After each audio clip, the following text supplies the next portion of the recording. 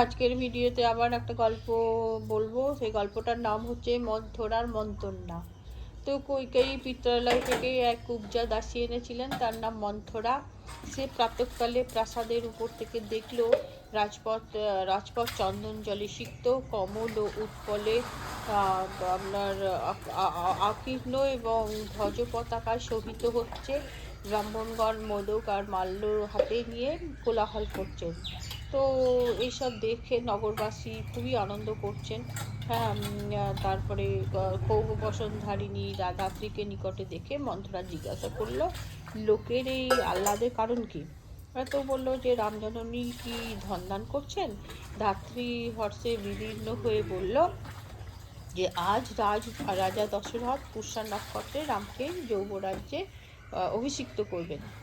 তখন মন্থরা তখনই শয়নগৃহে গিয়ে কৈকেয়ীকে বলল, ওরে মূঢ়, উঠে উঠে ওঠ, শুয়ে আছিস কেন?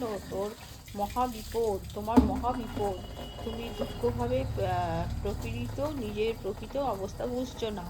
তুমি প্রিয়া নও, কেবল বাইরে সুভগার আর আচরণ পেয়ে থাকো, তবু তুমি সৌভাগ্যের গর্ব করো। তোমার সৌভাগ্য গ্রীষ্মের নদী স্রোতের মতো অস্থায়ী।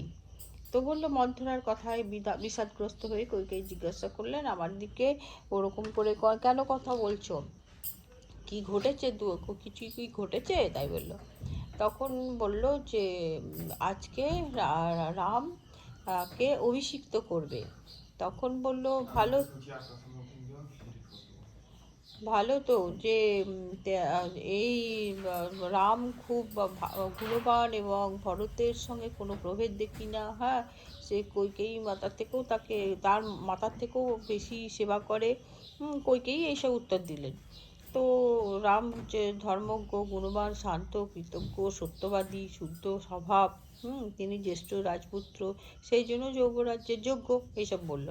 তখন মন্থরা বললে, তুমি মূর্খতার জন্য নিজের দুর্দশা বুঝছো না? রামের পর রামের পুত্রই রাজা হবে।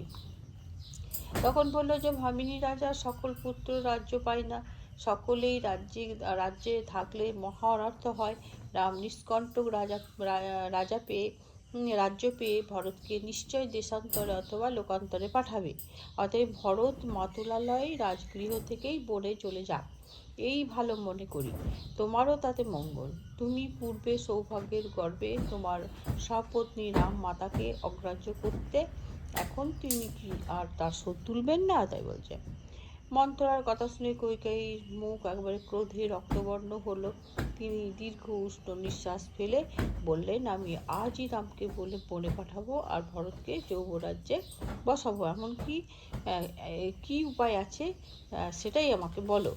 তখন মন্থরা বললে, তুমি একদিন আমাকে যে কথা বলেছিলে তা কি ভুলে গেছো? পূর্বে যখন তুমি দেবাসুরের যুদ্ধ হয়, তখন দশরথ ইন্দ্রকে সাহায্য করবার জন্য গিয়েছিলেন। তুমি তার সঙ্গে ছিলে এবং তাকে সেখান থেকে এনে বাঁচিয়েছিলে। সে তখন তোমাকে বর দিতে চেয়েছিল দুটো, সেই বরটাই তুমি এখন চেয়ে নাও, তাই বলছে। তো এইসব বললো। তো শুয়ে থাকলে হবে না, তুমি একদম মাটি, তুমি কোষাগারে গিয়ে মলিন বসনে ভূমিতে শুয়ে থাকো। রাজার দিকে চেয়ে দেখবে না, তার সঙ্গে কথাও বলবে না, কেবল কাঁদবে। তুমি স্বামীর প্রিয়া, তাতে আমার সন্দেহ নেই। তোমার জন্য তিনি উদাসনে প্রবেশ করতে বা প্রাণ দিতে পারেন। দশরথ মণিমুক্তা সুবর্ণ সব দিতে চাইলেও তুমি ভুলবে না। তুমি সেই রকমভাবেই তুমি ওরকম করবে, আচরণগুলো করবে। যখন তিনি নিজের হাতে তোমাকে উঠিয়ে বর দিতে চাইবেন, তখন তাকে প্রতিজ্ঞাবদ্ধ করে বর চাইবে। রাম বৎসর বনে যা থাকবে আর ভরত প্রজাদের অনুরাগ লাভ করবে, তাতে তোমার রাজপথ দৃঢ় হবে। এইসব তাকে শেখাচ্ছে আর কি মন্থরা। তো সে তার মতো কথা মতোই সে তাকে মন্থরার এইসব প্রস্তাব নিয়ে কৈকেয়ী সে চলে গেল এবং সেখানে একদম মলিন বস্ত্র পরে সে মাটিতে শুয়ে কাঁদছে। তখন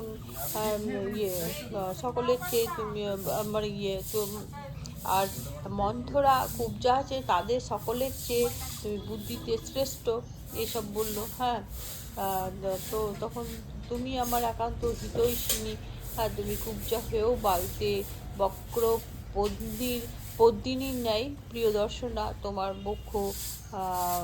বক্র মধ্য থেকে স্কন্ধ পর্যন্ত উন্নত। এই উন্নতি দেখে তোমার উদর যেন লজ্জায় ক্ষীণ হয়ে গেছে। তুমি যখন চলো তখন অপরূপ ভাব হয়। তো অসুরাদ্বীপ সম্বরের সহস্র মায়ার চেয়েও অধিক মায়া তোমার হৃদয়ে আছে। সুন্দরী ভরত রাজ্য পেলে আর রাম বনে গেলে আমি তোমার মাংসপিণ্ডে চন্দন লেপন করে উৎকৃষ্ট স্বর্ণালঙ্কার পরাবো। তারপর কইকেয়ী কোষাগারে গিয়ে তার বহু মুক্তাহার এবং অন্যান্য অলঙ্কার খুলে ফেলে ভূমিতে শুয়ে পড়লেন এবং কুবজা হয় আমি এইখানেই মরবো সেই সংবাদ তুমি রাজাকে জানাবে, অথবা রাম মরে যাবে আর ভরত রাজ্য পাবে। তো সেখানে সেইভাবে মন্থনার কুবজা পেয়েও ওখানেই ওরকমভাবে পড়ে থাকলো। তো মন্থনা কইকেয়ী তো উঠলোই না। তখন রাজা বিধ্বস্ত হয়ে পড়ল। রামকেও হাতছাড়া করতে চান না তিনি। রাম তার খুব প্রিয় সন্তান। তো কিছুতেই সে দৃঢ় প্রতিজ্ঞ হয়ে আছে মাটিতে শুয়ে। তো এইভাবেই সেই দিনটা চলে গেল। তো পরের অংশটা কালকে বলবো।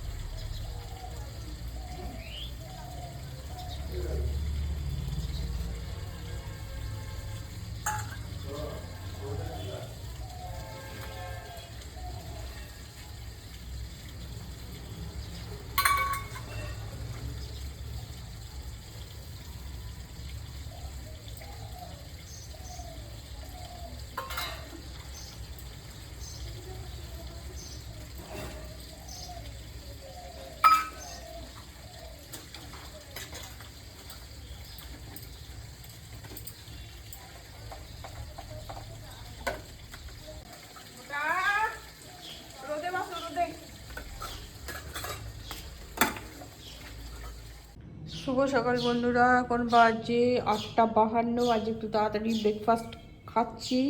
তো এটা ছেলের বাবার, এটা ছেলের মায়ের, মানে আমার এটা মুড়ি, আমি মুড়ি চপ খাবো। তো আমি মুড়িতে নিয়ে নিয়েছি বাদাম ভাজা, তারপরে কাঁচা লঙ্কা আর ভাজা লঙ্কা দুটোই নিয়েছি। ঝাল খেতে খুব ভালো লাগে। আর এই যে আমি গুড় নিয়েছি, গুড়টা দারুণ। তো ওই গুড় নিয়ে নিয়েছি আর ওদের পুরি দিয়ে দিয়েছি। ওরা পুরি ঘুগনি মিষ্টি খাবে, আমি গুড় আর চপ মুড়ি খাবো। আমার পছন্দ মতো খাবার আমি নিয়ে নিয়েছি, ওদের দিয়ে দিয়েছি। জয় শ্রী শম্ভু, নমস্কার। আপনারা সবাই কেমন আছেন? আশা করছি সবাই খুব ভালো আছেন। আমার আজকের এই নতুন ভিডিওতে আপনাদের সবাইকে স্বাগত জানাই। তো এখন বাজে আপনার 10:46। আমার পুজো কমপ্লিট হলো।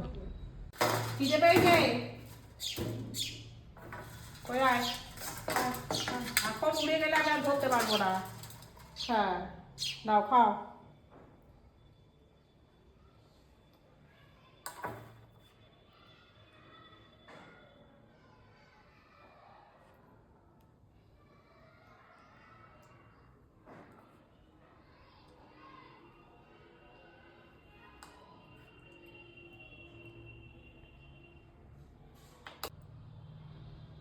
আর খাবে না। ও ও ও থাকো আসছি।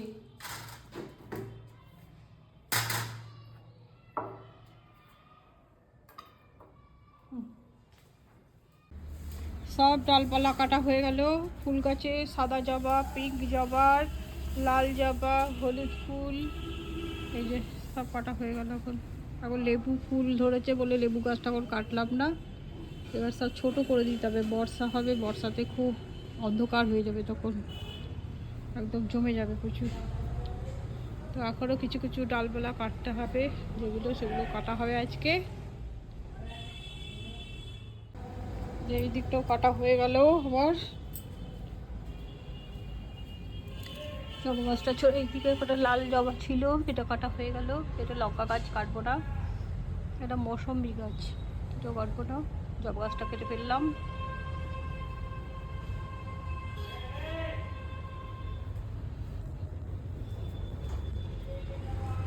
এটা বেলি ফুলের গাছ। ওই যে টমেটো ধরেছে বলে গাছটা এখন এমনি এমনি হয়েছে, জল দিতে দিতে জলের মধ্যে বিছন ছিল হয়তো।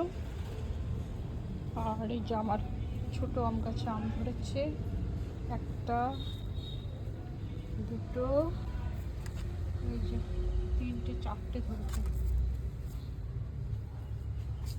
12 মাসে লেবু গাছ, এটা এখন ফুল আসেনি, এটা ফুল ঝরে গেছে। এই যে লেবু ধরেছে, কম ধরেছে এবারে। কমলা লেবুর ফুল এসছে আবার, কমলা লেবুর ফুল এসছে। লেবু ধরেছে এখন, পাতি লেবু এগুলো। এটাই এক টাইমই ধরে, 2 টাইম ধরলে বেশ খাওয়া হয়, কিনতে হয় না। লেবুর যা দাম। আর এই যে সাদা জবার গাছটা কাটা হয়ে গেল।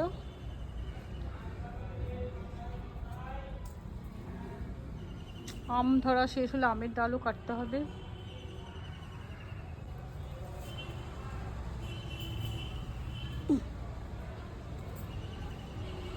ওইটাও কাটতে হবে, কাটা ওইটা কাগজ ফুলের গাছ, ওইটাও বলতে হবে, ভুলে গেছি। আমার মোটা এখন ভিতরে ঢোকার জন্য করছে, কিন্তু দরজা খুলে সব নিয়ে যাচ্ছে বলে এখন ওকে ছাড়া যাচ্ছে না আর কি। হ্যাঁ থাকো থাকো থাকো, চুমু দাও, চুমু চুমু চুমু চুমু দাও। ওরে বাবরি। শুভ দুপুর বন্ধুরা, আজকের মেনু হচ্ছে গরম গরম ভাত আর ঢেঁড়স চচ্চড়ি আর সর্ষে মশলা এসব হ্যানত্যান দিয়ে, আর এই যে আলু পোস্ত আর আমের চাটনি। তো আমাদের মা ছেলে নিয়ে নিয়েছি। সবাইকে শুভ দুপুর জানাচ্ছি। আপনারাও খান, আমরাও খাই।